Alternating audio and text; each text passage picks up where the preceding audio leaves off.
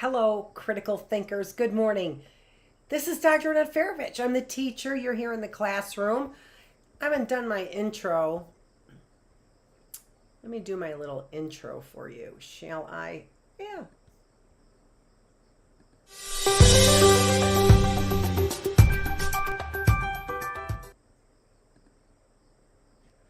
I need to go get a cup of coffee because I have my coffee made and I haven't had a chance to enjoy a single sip of it.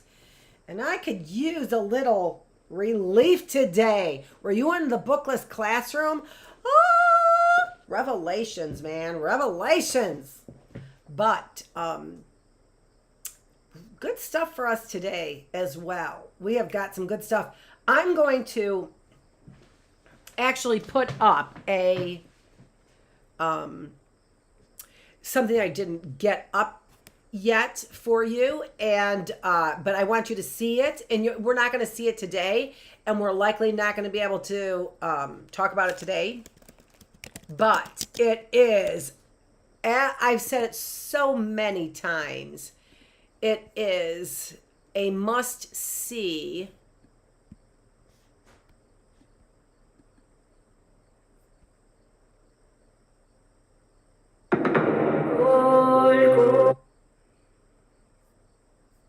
I've got it. Actually, I want to get the, there we go.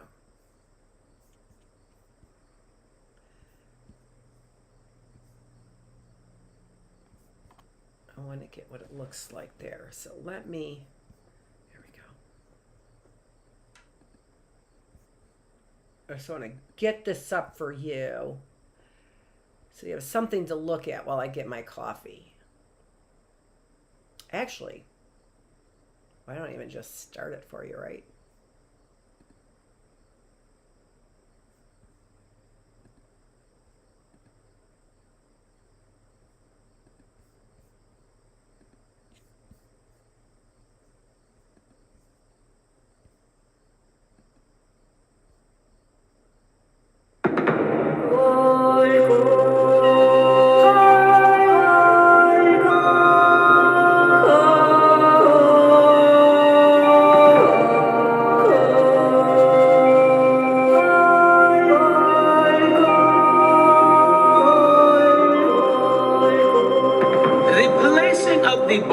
In the cage with a monkey is an outrage. The Negro race in America has a hard enough time as it is in getting away from the prejudice that is closely related to the monkey without having a member of the race placed on exhibition.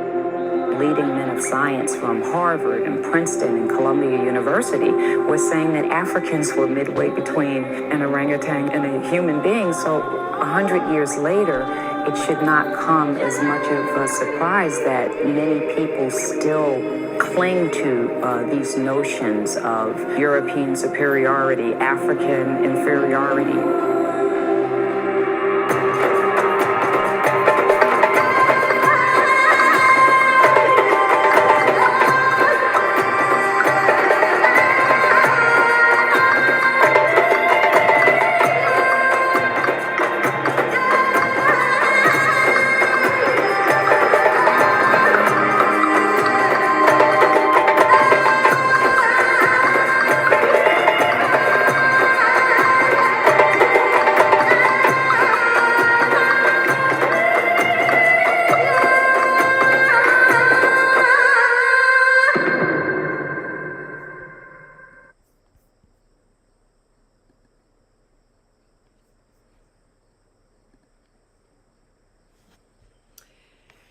So when anyone is saying, that we've been spending a lot of time on slavery and the Civil War and basically the topic of slavery when it has to do with the Civil War, even when we're talking about history, I've heard people say, and now here we got race, class, and politics.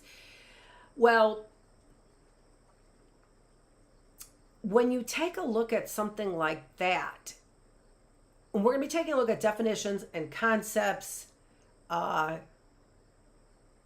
the idea that what we just saw was spurred on by the universities.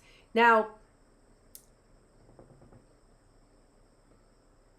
right before I got here, wrong one.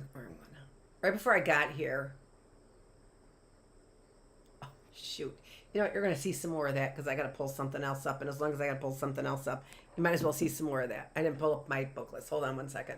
Might as well see some more of that.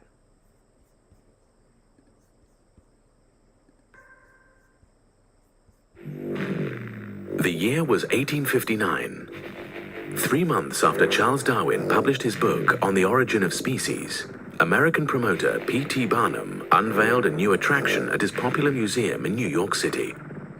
It featured what was described as the What Is It, or Man Monkey. Visitors were told that the creature had been captured by hunters in Africa, who discovered a race of beings roving among the trees and branches like apes and monkeys. Museum staff declared that the creature had been pronounced by scientists as a connecting link between African blacks and lower animals. In reality, Barnum's so-called man monkey was an African-American man named William Henry Johnson.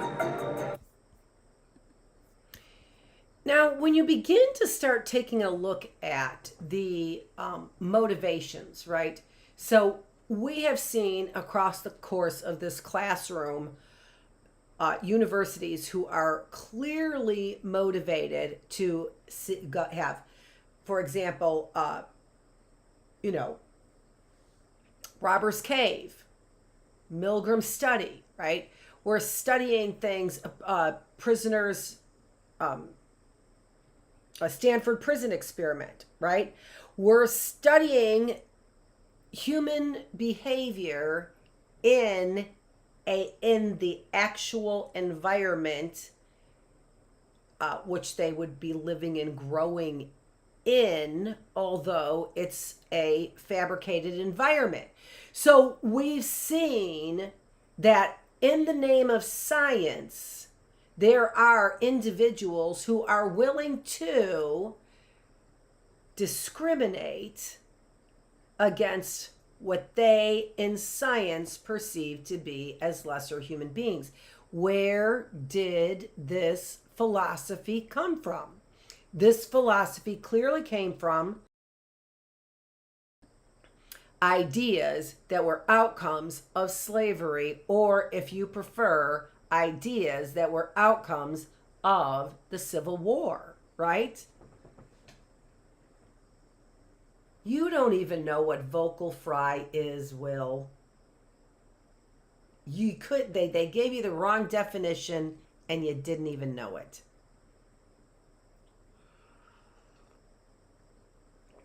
And all I'm saying about that is that there are a lot of people who are trying to, actually not a lot of people, there's only a few people who are trying to shut me down.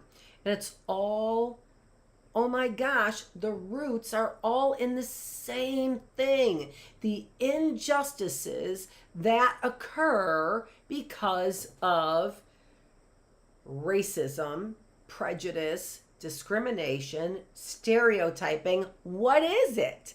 What is it? Or is it all of those things? So today we want to study and take a look at the foundations of, you know what, that bug is just really bothering me so much.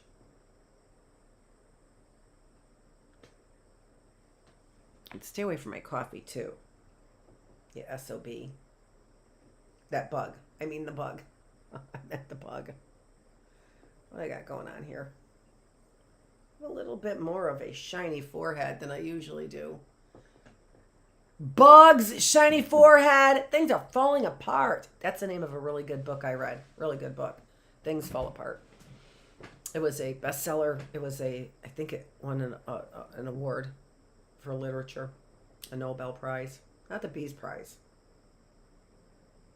And on the topic, it is a good book. Things Fall Apart. It's a great book. We might read that book. Oh my gosh, that's the next book we're going to read in the reading room. Things Fall Apart. And it is I haven't read it in a long time. I read it in undergraduate school class, and I read it in philosophy class.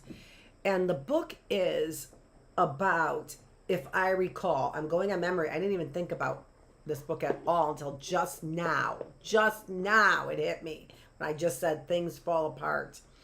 And it is, as I recall, it's about the revenge of somebody who was discriminated against. And if I recall, it was a no-win situation. It was a sad story. You wanted the hero to win out, and I've got to get that book off my shelf. I've got to go get that book off my shelf right now, because I think it might have everything to do with what we're talking about right now. It might be actually about human zoos.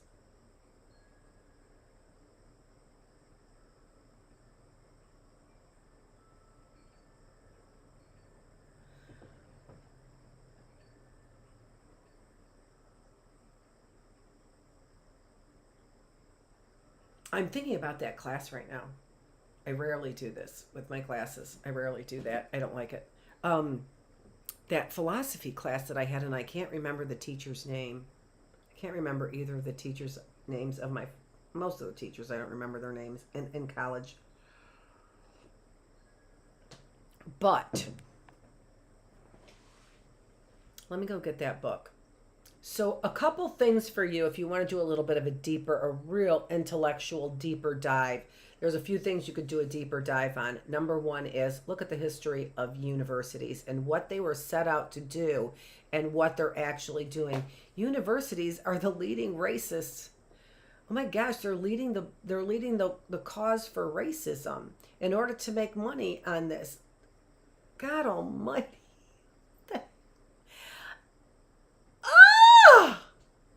Hold on, I'll be right back.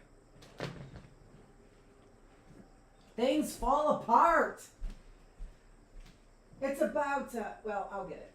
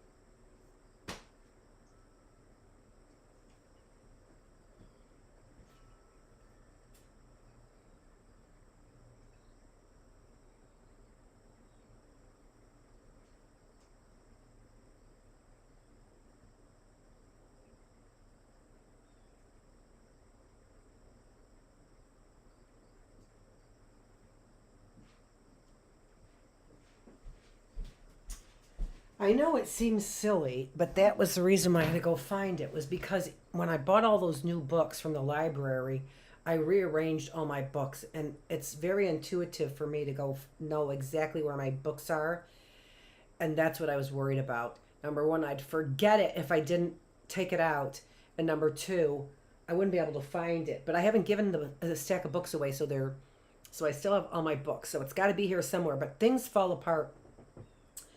But it's about poverty in Brazil, in San Pablo, I think it is. I'm not sure. But it seems to me it's kind of like the story that of Animal Farm, where there's a revenge factor, and how does that revenge end up turning out for the people, basically, right? For the people, or for the animals on the animal farm. How does that revenge end up turning out? And I think that that's what that book is about. Things fall apart from my memory. But let's get to some other stuff here. Oh, which I didn't load up. Hold on. Which, when I went to, what was I doing? What was I doing with that movie? I was supposed to be loading this up. And did I? No, I didn't.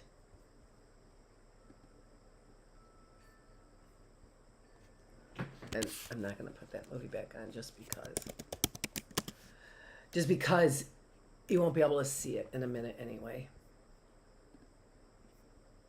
Although I should have. Especially because I walked away. Seriously, I walked away to get that book, and then I didn't put any more of that movie on. Ugh. Just love it when I think clearly like that, right?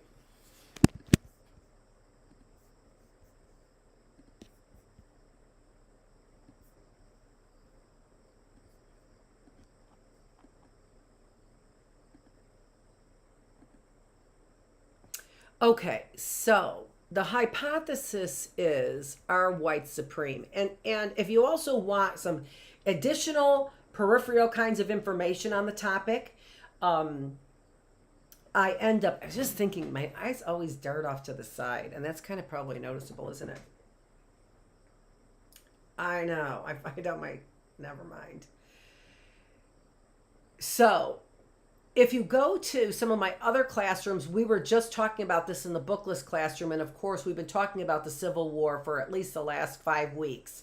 And so you'll get a lot of talk on slavery and, concepts that surround the idea of white supremacy or white supremacy.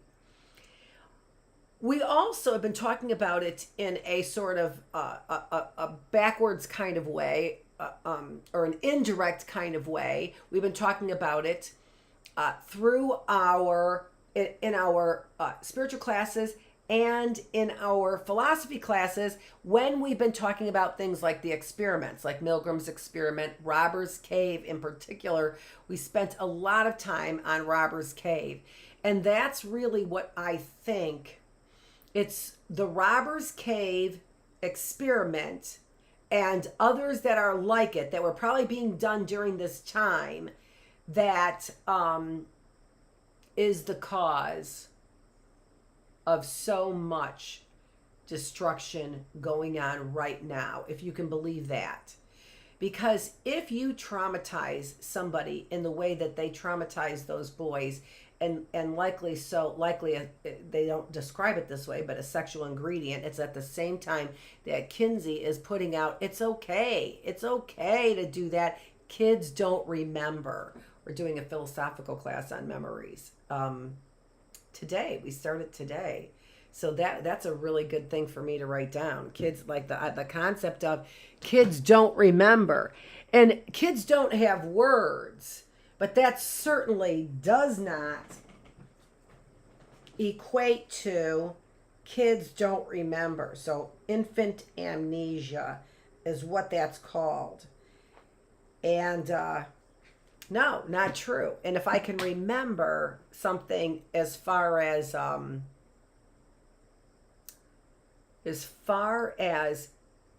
infancy, what am I remembering? If I can't remember words, what do you suppose I'm remembering?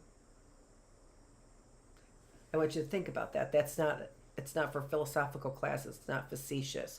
What are you remembering? If you had a trauma and you could create a memory as an infant, sexual molestation, so very extreme and dramatic. If you have had, what would the memory be? What would you be remembering? I want you to answer that. What would you be remembering if you had a trauma occur as an infant? What is it you would be remembering?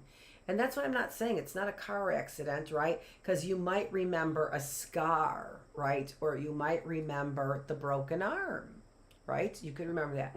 Let's think about something like sexual trauma as an infant. What would you be remembering? If you could make the memory, what would you be remembering? You would be remembering the emotion, right?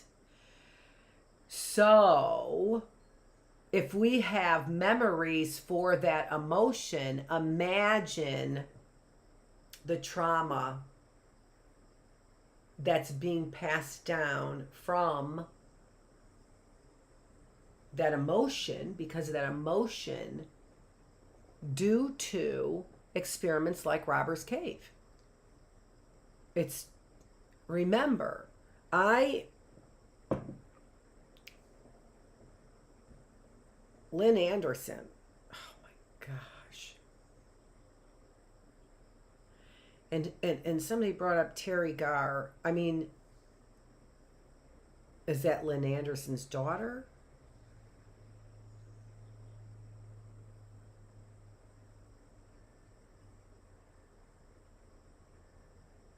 That's who you look like.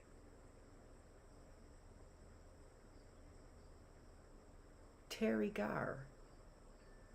Will Ferrell. You look like Terry Garr. You do. I was wondering who you look like where you came from.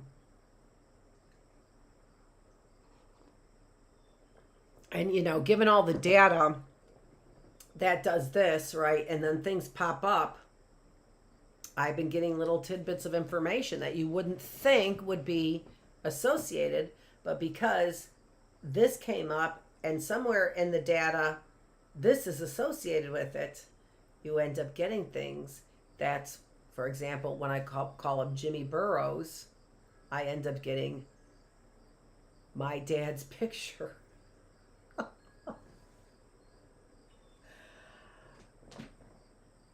So if you remember, I have the Robbers Cave, and that was done in the 1950s. That study was done in the 1950s. We talked about it here in this class. So that was a big, long talk about those studies, wasn't it? And we did some online, in real-time discoveries, didn't we?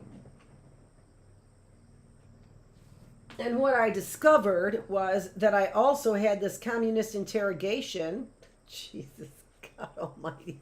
Really, right? That was done in 1934. I think that's when it was. Oh my gosh, John L. McClellan. Oh my gosh. Well, holy shit.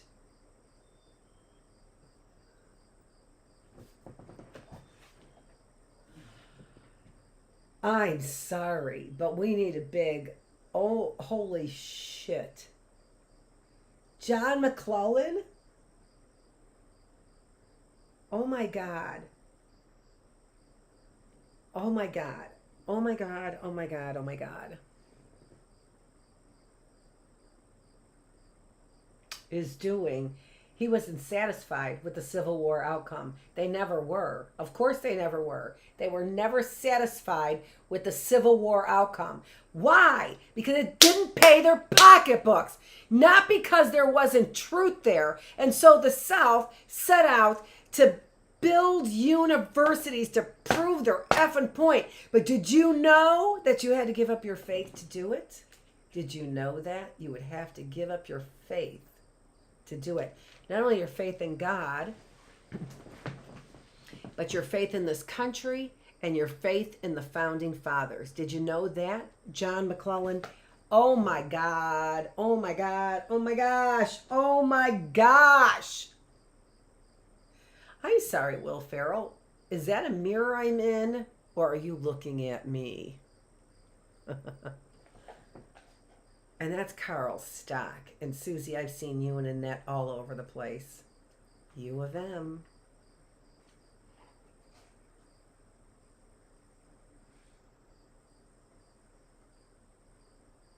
What are you doing, U of M?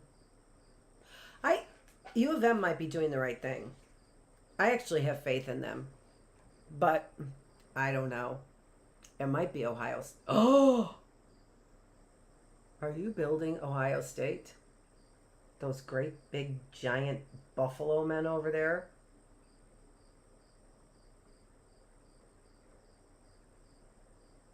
And then betting on Ohio State? Until the odds are what? Oh my gosh. Because you know this is all about gambling. You know this is, I told you that almost a decade ago. Or a year ago. One of the two.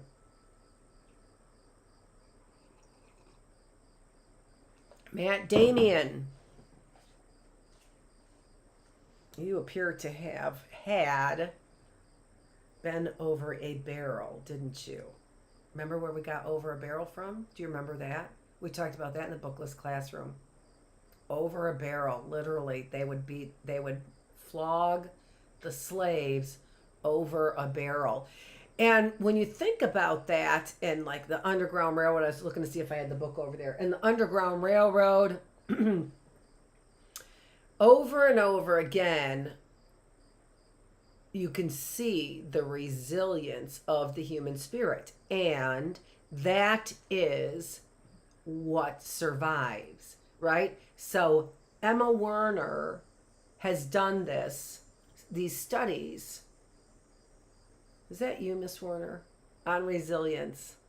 How? Somebody needs to explain the time thing to me. Can you please explain the time thing? Am I the only one experiencing linear time? Am I the last of the people experiencing linear time? Me and Travis? I think Saxon's on to nonlinear time. I think. Stu is. Am I the only one in linear time? And when I talk like that, if everyone else is in linear time, you're like, what the F are you talking about? Linear time. Wow. So Lori, this is the reason why you acted like you were afraid I would get mad at you. This is the reason why. And her name was what? Was it Natalie? What? No. Ed and Camille's daughter.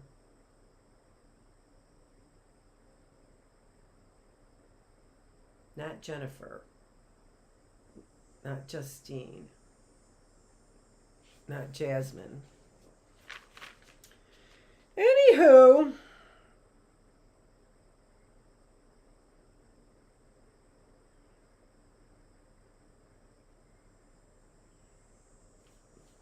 John McClellan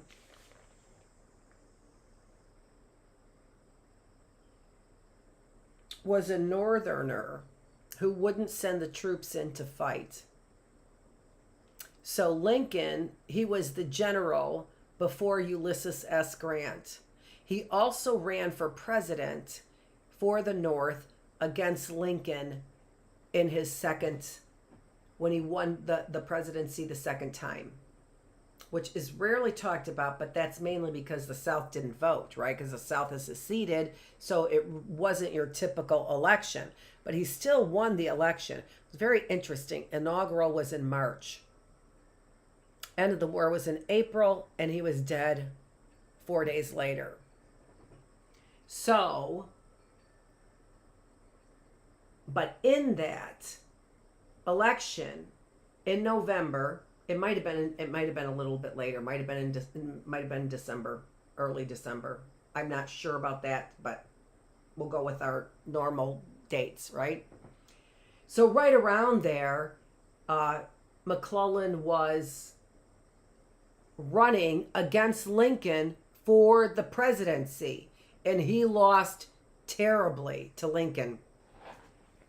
And one of the other wonderful things that this encyclopedia has actually is it has, and I've showed it to you before, the elections, but then it also has,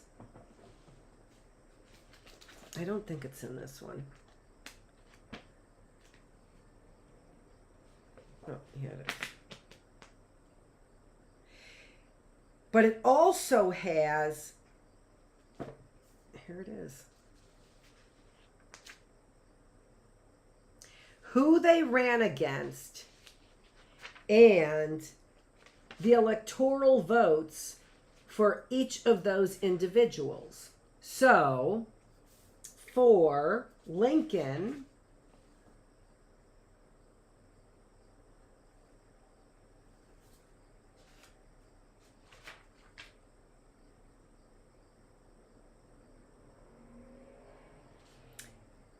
it was General B. McClellan. B. McClellan? Was it real? Well, I thought it was John McClellan. Oh, George, not George. George B. McClellan. That name George is coming up an awful lot. And young in-law, uncle-in-law, who was killed playing on the railroad, whose name is George. That name is coming up a lot.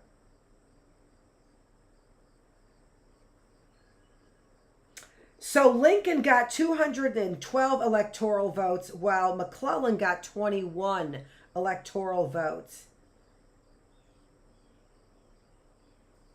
This would have been in 1865.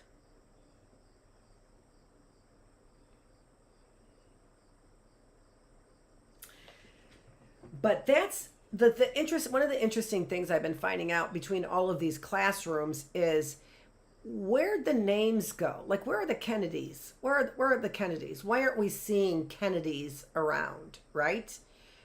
Where are the Clintons? We got Bill Clinton, but like, where's the era of Clintons? Where'd they come from? Because I heard some Clinton names. There are some Clinton names in this Civil War. So it would seem to me that you would be able to follow the ideology, right? Because the ideology would stick with the family, right? So you should be able to follow that. If there's a John McClellan, and remember, this is all right at the time of the communist, basically witch hunt trials by McClellan, right?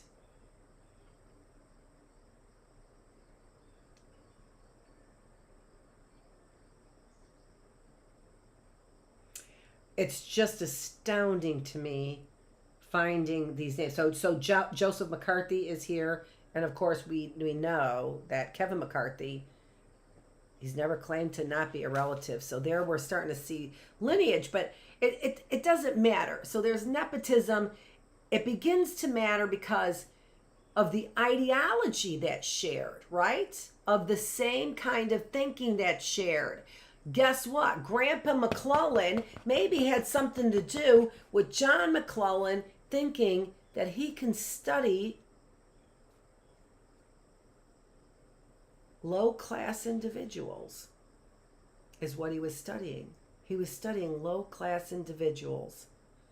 Do they act and respond differently than minorities, low-class whites?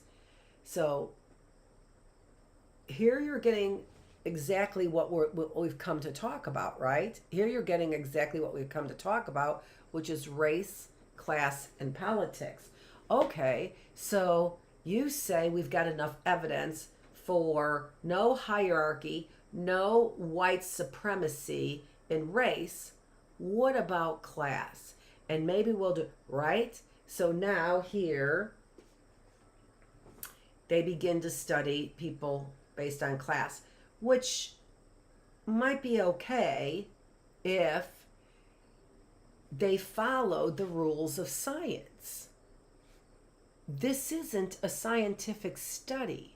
It's not a scientific study because science has ethics. Ethics don't only protect the person, they protect the science. If I'm under undue pressure, you're going to get me to respond in abnormal ways that just simply aren't normal. And throughout my life, unless you create those traumatic situations, I wouldn't react that way, and I wouldn't have a need to react that way. And so, okay, so if we destroy the ethics, we destroy the science. But that's not the worst of it, right? Right? Because this was performed on children. Why? Because once they're adults, they've already got the system in place. They couldn't get the American soldiers to turn over evidence. They couldn't get them to do that. And it was a belief system that was ingrained in them that had to do with loyalty and duty. It had to do with character. It had to do with integrity. And that kind of character and integrity was lacking from the communists. If I divide people based on class, how do I do that? I take away their survival, their means of survival. Would they resort to animal behavior? And now you know why they're studying me. And now you know that it was my dad who gave me to the university, right? And likely it was the university and people of that ilk in the university that saved me from my dad is likely what ended up happening. But my dad likely saved me from a life in Chicago, and I'm pretty sure sexual abuse by my grandfather. So I remember my uncle, I'm pretty sure my uncle who is my dad, convinced my dad to take me. And I told you and tell you guys, but yesterday in the Labor Day special, we fled in the night.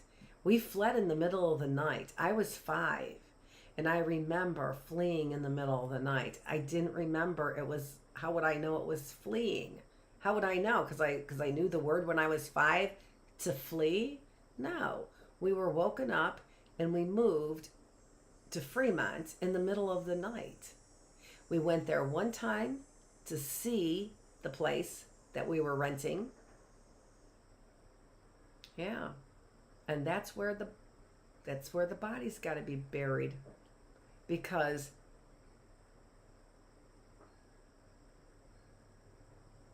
I don't know. He may have had a heart attack. He really, really could have had a heart attack.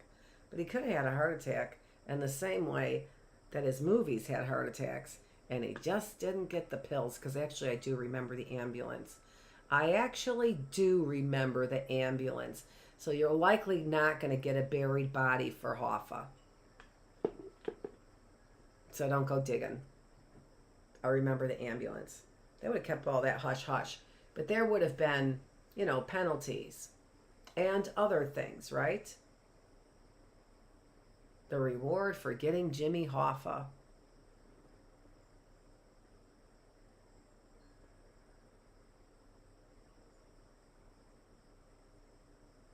I wasn't his daughter, so I didn't get any of it. I didn't get anything.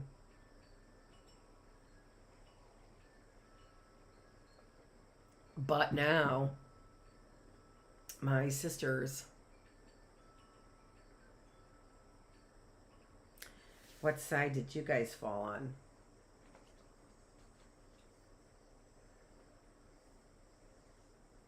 Because it sure seems like my sister has got a great career in singing.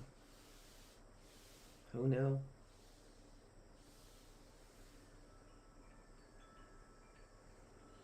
Anyway, so I just want you need to know this is real life SHIT. It is real life shit. Let's look at those definitions before we head out. 3 important definitions that I have for you. Stereotyping. Stereotyping is the cognitive component of biases, how you categorize others or things. Okay, so those are lots of words. The cognitive component, that's in our minds. And it's how we categorize. Stereotyping is what we do in a very most simplistic way with clouds. When we go and we lay down on our backs and we look up at clouds and we see shapes in the clouds, what is that? It's putting abstract ideas into categories. That looks like a clown. That looks like a dog. That looks like Aunt Betty. Right? So, stereotyping is actually good for our brain. I'm going to do the definitions and then we're going to come back to these tomorrow. All right?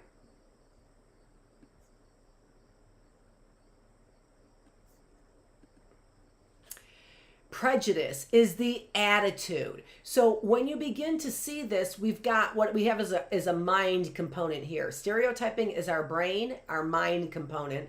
Prejudice is our feeling component. Prejudice is our attitude or our biases, our feelings about others or things.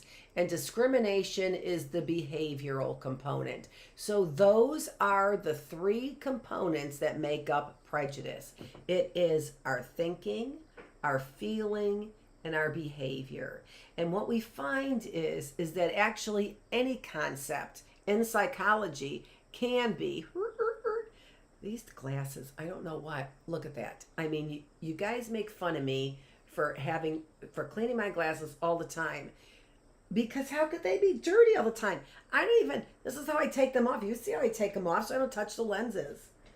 It's the eternal problem of glasses wearers, right? How my glasses get so dirty all the time. I'm sick and tired of cleaning them all the time. But I have to clean them because I've told you, my mom always had dirty glasses. And it was just such a joke. And I can't sit here on camera, even if it is only in front of a mirror. And clean my glasses all the time. That's the reason why. So we've got, and whenever we take anything in psychology, it can be resilience. Take a look at resilience from a thinking perspective. How do resilient people think? From a feeling perspective, are resilient people motivated by their emotions? And what are their behaviors? So resilience. Let's take a look at depression. What are depressed people thinking in their head? Rumination, right? Rumination, that would be the word. What are depressed people feeling? Sadness, right? But sadness because of an event. Is it moody? Is it blue? What is it? Like describe the sad. So sadness, right? And then what do? Do they cry? Do they get angry? Do they have suicidal ideations? Those three things we take a look at, right? So we take a look at, I'm just thinking about, okay, now you guys have totally ruined for us, right? Haven't you? You totally know that, so whatever. So, cognitive component, stereotyping, emotional component, prejudice, behavioral component, discrimination. All right? And you could play with that in your mind. What are you interested in maybe studying or learning more about in psychology? Those would be the three areas that you investigate. Aggression, aggressive people. How are they thinking? Hostile thoughts. How are they feeling? Angry. What are they doing? What are they doing? All that could transpire in many ways, right? Angry words, punching a wall, suppressing it until you explode, right? All those things. All right. So think about your favorite topic about a human being. You don't even have to say it's about psychology. Think about it about a human being. Think about your favorite thing that you wonder about human beings, right? And then take a look at it and then start developing your hypotheses from a cognitive component, right? Or cognitive place, your mind, call it affective place, or an emotional place. Think about it from an emotional place, and think about it from an action place, a behavioral place. This is Dr. Annette Feravich, and I am here as the teacher.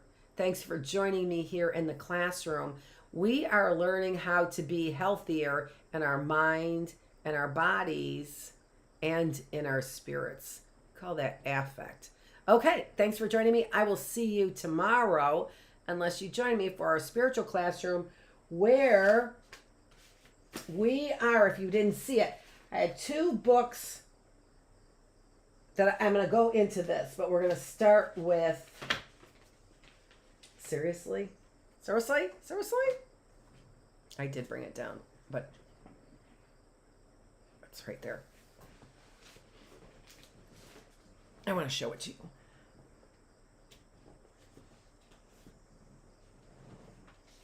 This is what we're talking about today. So, as I've said before, I question the ethics of science.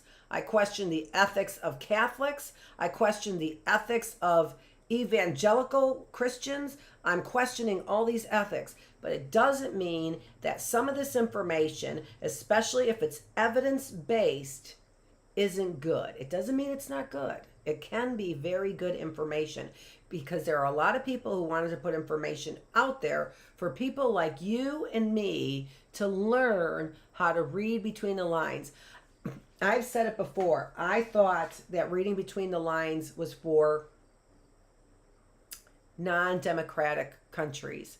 And I'm finding out we have the most to lose and gain by not reading or reading between the lines, right? We have the most to lose or gain by not reading or by reading between the lines. Thanks again for joining me, Dr. Annette Feravich. I'm the teacher. And this is the classroom. Let's do our little, I can't see. My eyes are getting worse. I can't stand it.